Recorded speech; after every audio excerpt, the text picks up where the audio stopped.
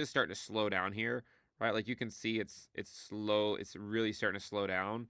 But if you look at the household, that's where it tells almost a completely different story, right? If you, in fact, if you were to look at the year-over-year percentage change of the household survey, it's almost negative, right? It's actually at 0.035%.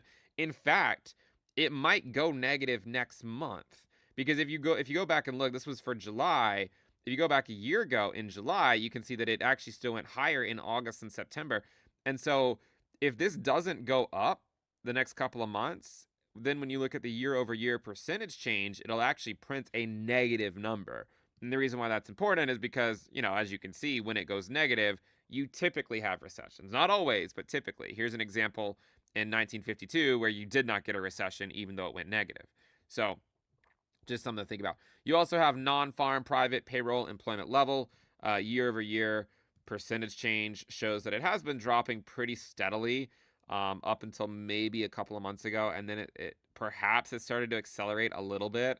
The year over year percentage change is now down to 1.35%.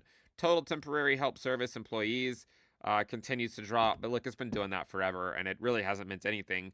Um, so I don't really know if it's going to start meaning something now or not, but it hasn't. It's been dropping basically since the Fed started cutting rates. I mean, look, the Fed started cutting rates in early 2022, and this has been dropping since March of 2022.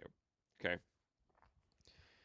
And then you also have like job postings on Indeed, which is kind of an interesting one where it's normalized to sort of pre-pandemic, and then you can see where it is today, right? This is about 13% above. We also have job openings. Job openings continues to slowly come down. This is total non-farm. One of the reasons job openings is so high, though, is because of the government, right? If you look at total government, job openings just shot back up. If you look at state and local, it just shot back up. But then if you look at all these other categories like private, we lost 102,000, right? Job openings. If you look at construction, right, lost 71,000. Manufacturing lost 100,000. Durable goods lost 88,000.